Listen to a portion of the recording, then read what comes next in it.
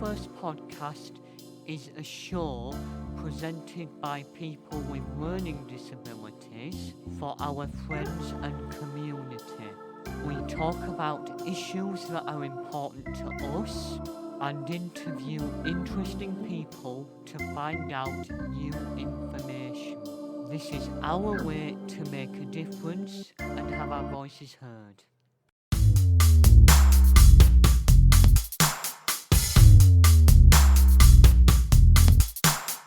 Hello and welcome to the People First podcast. Today we are speaking to Ross from Motability to find out more about the Motability Scheme and how it can help and support people. Welcome to the show, Ross.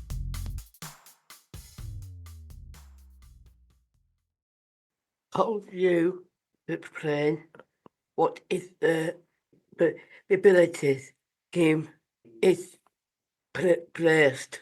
Certainly, Sarah. So if I just explain, my name's Ross. I work for the Motability Scheme, and I actually work for Motability Operations, who manage the Motability Scheme on behalf of our customers. And Motability Scheme is a charity, and we provide independence and freedom through automotive solutions. So basically, either through a vehicle, so a car, or a wheelchair accessible vehicle for wheelchair users, or we also have a range of micro mobility solutions. So that is a powered wheelchair or scooter. And basically, the Motability Scheme looks after 850,000 customers throughout the UK, and we look after those individuals that are receiving what is called the Disability Living Allowance, or what's now called the Personal Independence Payment, and providing somebody is receiving, so getting that benefit from the government, so from DWP, from the Department for Work and Pensions, which is a government, it entitles somebody to receive a vehicle from us, providing they are getting the higher rate of the mobility component of both of those allowances, or one of those allowances. So there's a range of different vehicles available on the scheme, both petrol, diesel, and now, most importantly, electrification. So electric vehicles are also available on the scheme. But as I said at the beginning, you can also hire a mobility scooter or powered wheelchair through the scheme as well, which I'm happy to explain a little later. So hopefully that gives you a very broad brush, a very general understanding of how the Motability Scheme works, but I'm very happy to explain any of those elements in more detail. So any other information that you might like to know about the scheme, I'm happy to answer. Who can access this scheme? Thank you for that question. So who can access it? So I think I mentioned in my first answer, so apologies, I might have to break these up a bit. So who can access the scheme? So it's anybody in receipt, so anybody getting the higher rate of the mobility component of either the legacy benefit, which is a disability living allowance, or what we now have available to people, which is the personal independence payment, and providing they're in receipt of the enhanced rate of that mobility component, they would be entitled to receiving a vehicle or a wheelchair or scooter through our programme. How do you spot people to pick a vehicle? great question. So how do we support people to pick a vehicle? So there's a couple of different options here, a couple of different ways that we can do this. So when you go to select a vehicle, providing you've got the money available through the government, and providing you're able to contribute towards the cost of that vehicle, and I'll go into that detail in a bit more depth in just a moment. You can basically go to a local dealer. So you can there's dealer and garages all throughout the UK, all throughout the United Kingdom, that look after our vehicles for us. And then we have our network of wheelchair accessible vehicle converters. So if you're wheelchair using, you require a wheelchair accessible vehicle, we can arrange a home demonstration for you of one of those vehicles. But if you were looking to have a standard vehicle, so like all the cars you see on the road, you go to your local dealership, and in that dealership you meet someone called a Motability specialist. Now there's a Motability specialist throughout in all of our dealerships, and they are specially trained people to help you as a customer to talk through your different options, so what options are available to you, and work out what's going to be the best vehicle to meet to work out to meet your needs. So say you wanted extra leg room, or you particularly wanted a sunroof, or you needed a specialist chair to transfer onto once you're in the car.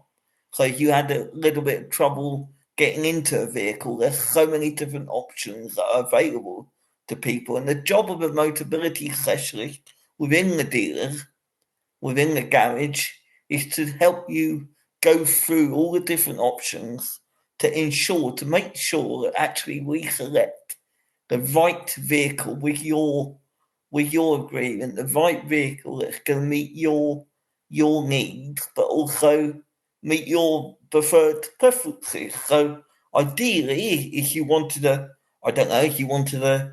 purple car, if the colour purple was particularly important to you, then that's a preference, and that's something that you can talk to your Motability specialist within the garage about when you're looking to order that vehicle. But they would also help you to complete all the necessary paperwork that we need to be completed.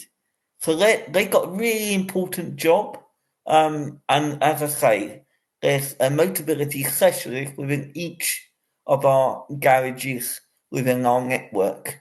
But as I said, if you were looking for a wheelchair accessible vehicle, that's something that we can arrange a free home demonstration for, and it doesn't matter where you live in the UK, they'll come out to you at a convenient time and location that's convenient to you. How do I apply and order physical? So how do I apply and order a vehicle? So that will, there's two different, let's break this down a little bit. So providing you've got the eligibility for the benefit, so you're receiving the money from the government, and you selected the vehicle that you like, and you've had that conversation with that Motability specialist that I talked about in the garage, and you're ready to order a vehicle, and you've had all the questions and all your queries answered, then the dealership, the Motability specialist within the dealership would help you to complete the application that normally has to be done online.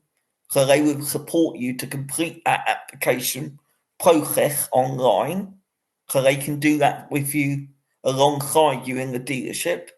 And then obviously you can bring an advocate or a support worker along with you to help you with that process as well. And throughout that appointment, you'll also be asked to provide some identity documents. So that might be the benefit letter that details that you're entitled to that benefit from the government.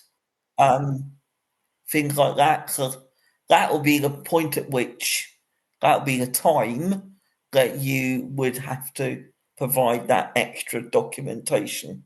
But what I would suggest you do, what I would suggest anybody was to do, is if you're able to get online and have a look at that application before going to the dealership and upload some of those identity documents, that just saves a bit of time when you get to the dealership, and it makes that whole experience a little bit better, and it saves you a bit of time. But it's not essential. Does that make sense? Do I need to pay any money in a van or was a vehicle? So the advance payment, so we call any money that we ask you for an advanced payment. So for example, I'm going to give you an example now. So if you wanted to order a Ford Focus, a Ford Focus from your local Ford garage, standard vehicle with a few driving adaptations or minimal changes, that would probably cost around about £500 to £1,000, depending on the model that you're looking to buy, or looking to lease through the scheme. Now, we'd ask you for that money, so that £500 to £1,000, depending on how much. So let's just say, for argument's sake, it's £600. Your contribution towards that vehicle. Now, if you couldn't afford that £600, if you had that money, then great, you just draw it out your bank, or you'd arrange for a payment to be made to get that money, and then you take that to the dealership. So you probably pay it directly into a bank account that you had a debit card for, and then you present that debit card to the garage, and they take that payment at point of order, at the point at which you order the vehicle. If you weren't able to fund that yourself, so you weren't able to pay that money yourself, there may be some funding available to help towards that cost. But we'd have to look at all the other money that you've got coming into your bank account before we'd make an assessment. And that assessment wouldn't be done by me. It would be done by our people that I work with at the Motability Foundation, which is a separate organisation to us. It's a charity, and they might look to help part pay, so half pay toward that vehicle, or in some cases completely cover the cost of that vehicle payment of that £600 that I talk about.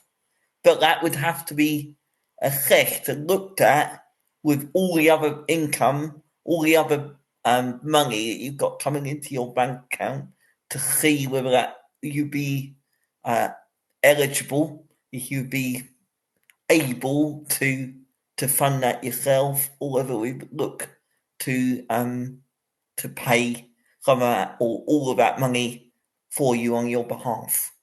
Does that make sense?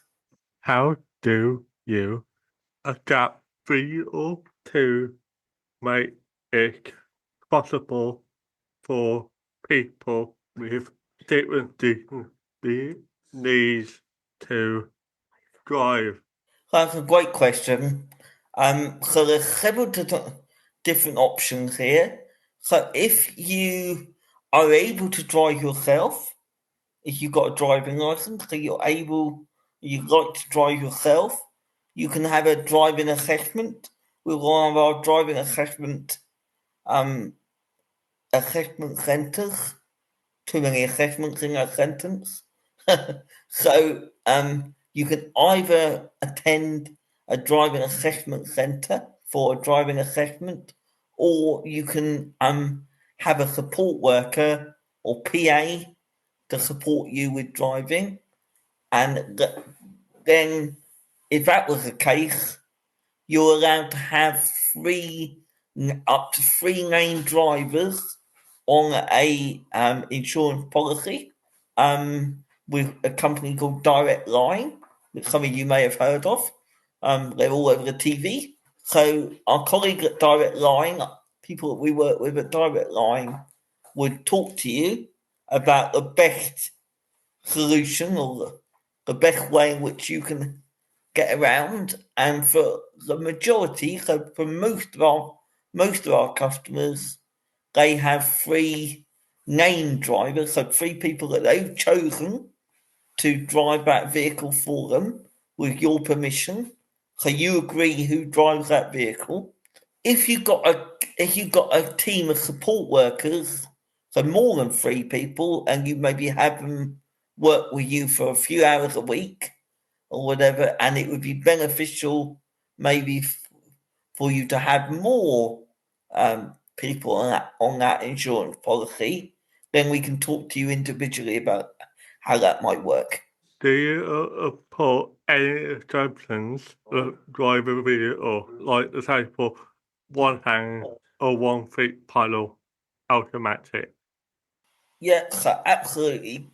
Great question, Alex, and I should have answered it before, but yeah, we have a whole team of people that look at driving adaptation for people to enable them to do exactly as you just said, to be able to drive the car with some adaptations.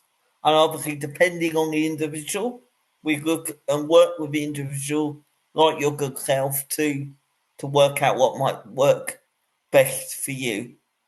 And you'd be involved throughout that whole process. Can I order an electric vehicle, and do you do anything to support charging? Great question. So electric vehicles is our bread and butter. So we're talking about electrification all the time on the news, on the media. So at Motability Scheme, we are doing a lot of things to support customers, to look at electrification, to look at how easy or how challenging it might be to own or to drive, or both, electric vehicle. So we look at things like we can support customers to have charging points put in at their home, so on their driveway, so you can charge your new electric vehicle at a place and time that suits you. So that's normally free of charge. So we put that charging point in for you free of charge as part of your lease. There are just some situations where if your wiring is a little bit more complex at home, so the way in which we connect the charger may be a bit difficult, there may be a small, very little, minimal charge to you as the customer. But most often it's free of charge to the customer.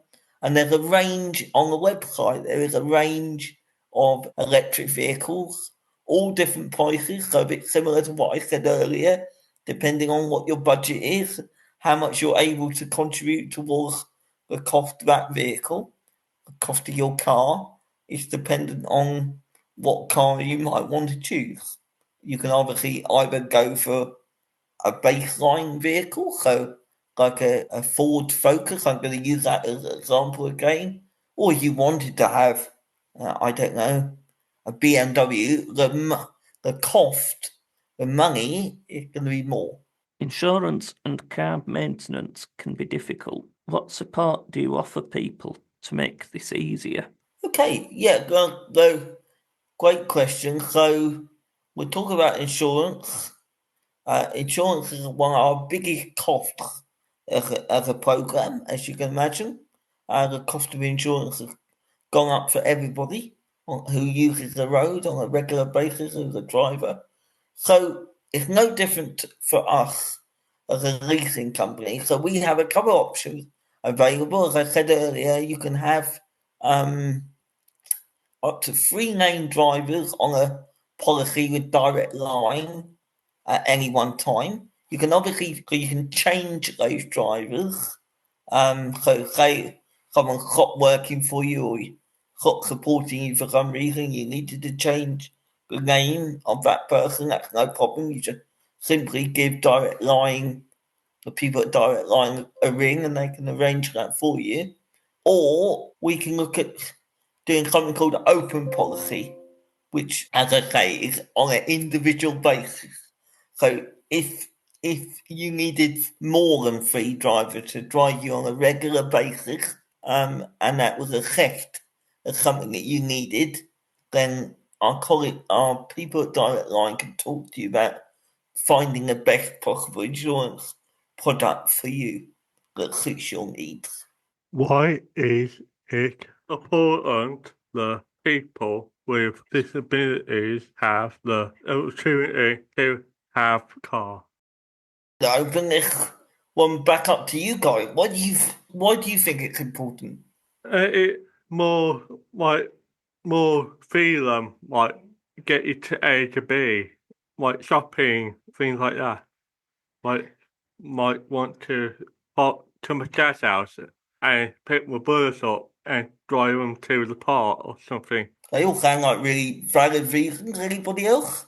Yeah, it's just sort of like not having to rely on taxis and that, because, well, if you're in a wheelchair, you have to book them. Like, maybe you can't, for example, I'm off out to Wetherspoons with my mates tonight. You have to book them like 2 or 3 days in advance if you're booking a wheelchair adapted one. So you have to sort of like plan ahead. Yeah, the disabled car is going on the motorway there and back. Go to like big shopping centres, motorway, just up to 8. Who likes going to a party? Pretty much all of us. Yeah. It's quite nice, isn't it, sometimes, to be able to leave a party or arrive at the party at the time that suits you. Mm. Yeah. So yeah, all of those reasons that you guys have quite rightly and really successfully articulated and talked about are all the same reasons why all of our customers enjoy all the benefits of the all-inclusive package that Motability can offer. You go through having a vehicle through us. So what do you get in the package then? Good question. So with a Motability package, you obviously get your shiny new car, which is really important. And then along with that, when you own a car, there's several things that you have to think about. One of which, who can tell me then, what do you think you have to think about if you own a car, look at all the different parts of the car, what do you think you might need to look at? TV cameras, You're thinking like speed cameras, and that, aren't you? speed camera on your, Like a dash cam. yes. Yes. Yeah, anything like that, every bit, anything car really has car crash. You got your main ones will be your tyres. Great. So can I just answer that one to begin with? For tyres, we work with something called Quick Fit. There's a huge network of Quick Fit centres. And Quick Fit centres are where you go, change your tyre or to check your tyre pressure, or maybe some people might use them to do their MOT.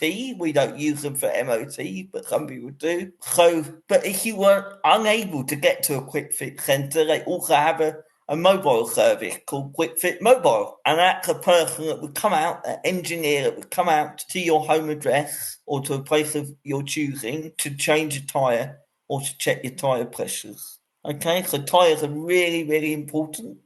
And especially if you're using a wheelchair accessible vehicle, because a weightable wheelchair in that vehicle is heavier than it would be normally if the car wasn't to have a wheelchair in it. Then it's really important to keep those tyre pressures up to the correct pressure. Okay, what else? So we've got the tyres. You need to check your mirrors. mirrors, and what's the bigger element? So you've got the fuel. Unfortunately, fuel is up to you. If you want to use your vehicle, you have to use some of your money from your allowance or from your bank account, and you have to fill up. Money don't grow on trees, though. No. Doesn't, no.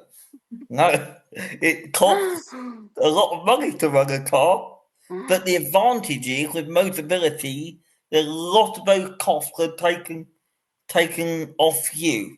So all you have to think about is two things: the fuel, how much fuel you want to put in, so either diesel, petrol, or if you are lucky enough to have an electric vehicle, then you charge it. So that's obviously a cheaper option longer term. It's not cheap to buy, but cheaper to run the vehicle. You'd have to look at how much fuel you're going to use on a particular journey. So you might work with another support worker to work out the distance, and then you could work out, okay, I'm going to need X amount of fuel, and this might cost me, I don't know, £30.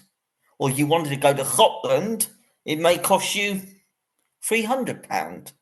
It just depends on what kind of journeys you're going to be doing, and the cost of fuel, as you quite rightly said, is going up. So obviously electrification, having an electric vehicle is obviously a cheaper option for a lot of people. And what do we all look out of when we're driving along? You got your mirrors on the Yep. side of the car. What else? Windscreen and all. Windscreen. Windscreen. So that's a really important element, a really important part of a car, is because actually, if your windscreen breaks when you're driving along, you need someone to replace that. And sometimes little chips come up and chip the windscreen, or you hit a stone or something like that. And we have a company called Autoglass, who again have a network of centres and a network of engineers that come out and technicians that come out to your home address or place that work for you and fit a new windscreen or repair the damage that you've got to your glass. The big aspect of owning a vehicle that none of us mentioned, including me, is when it breaks down, when it stops working. If you own a vehicle through us, if you lease a vehicle through us, then we have the RAC that come out and help you to get your vehicle up and running again. So you should never be left not being able to move. And if you are, then we provide a taxi to get you to your destination. Do you attend the big event for the NADEX? Yeah, so I'll be at NADEX next year. So I think next year it's in February or March time. And NADEX, for people that don't know, is a big equipment disability fair that happens in Birmingham once a year at something called the NEC, the National Exhibition Centre. And it's for a lot of organisations that support individuals with different types of impairments and disabilities to access everyday equipment, including vehicles. So yes, we'll be at NADEX. I spoke to Brooke Mulhouse live with Luke and Adam, and we found stuff out about how she does stuff with one arm and stuff like that. I think it wasn't it on the main stage? It was on not the main stage, but like the And accessibility people stage, had basically. like headphones to listen to what we were saying. Excellent. And you got a lot of questions? Loads of Would you like to see them questions. come on the right? Fantastic. We've covered loads of other events as well, because there's one about an hour or so away from us called This Is Me for people with disabilities. So we've done loads of events. Really good. It's all about getting the message out there, isn't it? What is your favourite part about working with Motability? Okay, so the favourite part of my job, I would say it's about supporting individuals like yourself about to access, and we spoke about it earlier, to access the community, to access medical appointments, to basically give individuals the opportunity to access wherever they want to go, when they want to go there, with the people they want to support them to do so. And our vehicle, our vehicles allow people and families and their families to access a whole range of different services. So not just medical appointments, you can go to discos, you can go to parties, you can go on holiday, you can go on holiday, you can go anywhere you want to go. And you can even take a vehicle abroad. So basically it allows people to live the life that they want to live on their terms. So that you can decide when you go, when you come home, how long you go for, in a nice, comfortable, modern vehicle. But what I really enjoy about my job is actually the change it can make in people's lives. I don't just say that, it's really nice to be working for a company where majority of people are happy with the service that we provide. So everyone likes having a brand new car on their driveway. I don't know anybody that doesn't. And the best bit about Motability for me, as a customer myself, is if something goes wrong with my vehicle, I just pick up the phone and someone else takes away all that headache. So that's where the all-inclusive package that we provide at Motability is so important. So if you need support, any point during that customer and vehicle journey with us, then we can support you with that. Because normally you're going to have your vehicle for about 3 years, and if it's a wheelchair accessible vehicle, you have it for up to 5 years.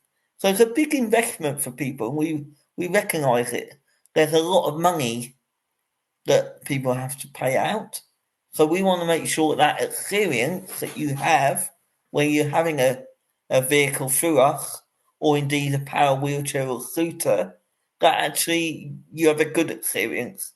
Because you have a good experience, you're going to come back to us year after year, or indeed maybe you're going to recommend us, we hope, to your friends and family. If someone wants to find out more information about Motability, where should they go to get it?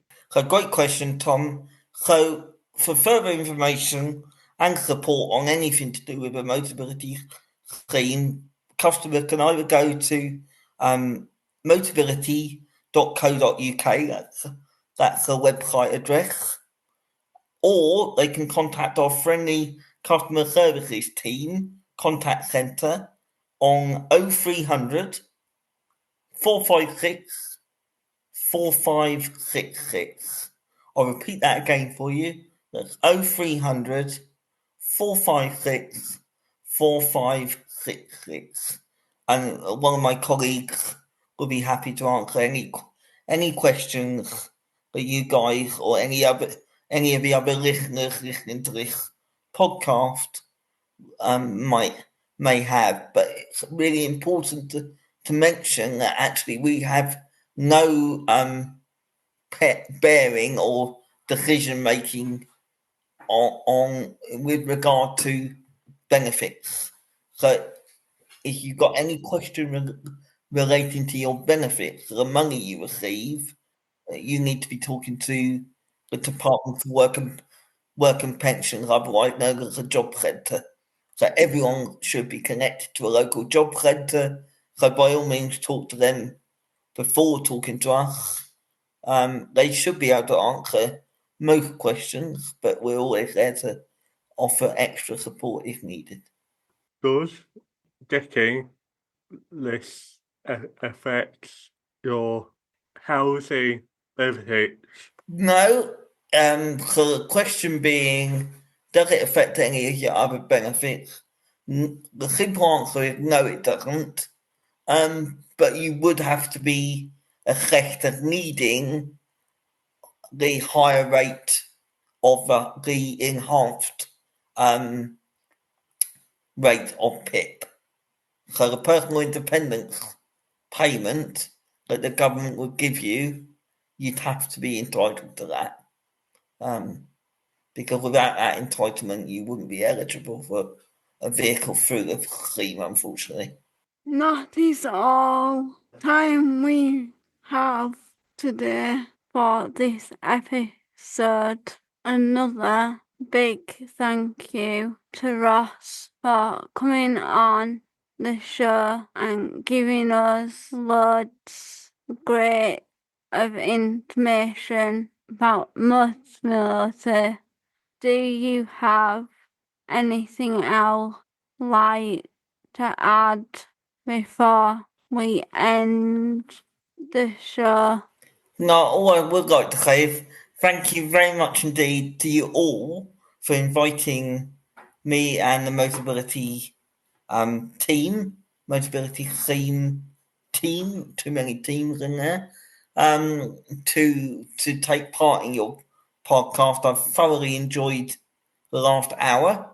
And if there's any further questions that you or any of your listeners have, as I mentioned, if they're happy enough to go to the website mentioned or to give our colleagues in our contact centre a ring, then they'll be happy to answer any further questions that people might have.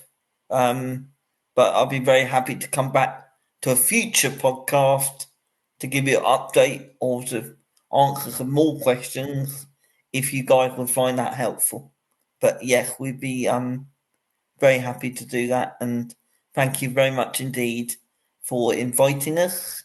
I hope you found it helpful. I hope your listeners have found it helpful, and let's just try and promote it as widely as we can.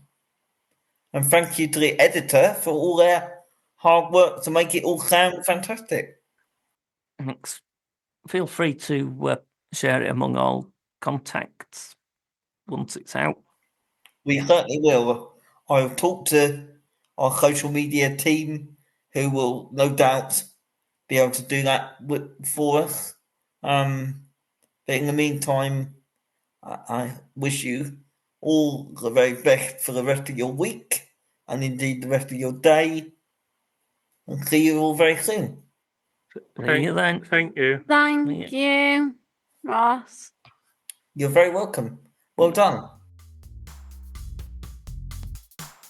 Remember to comment, like, share, or Facebook, Instagram, Twitter. You can find us by searching for People First Podcast. Thanks for listening, and we'll see you next time.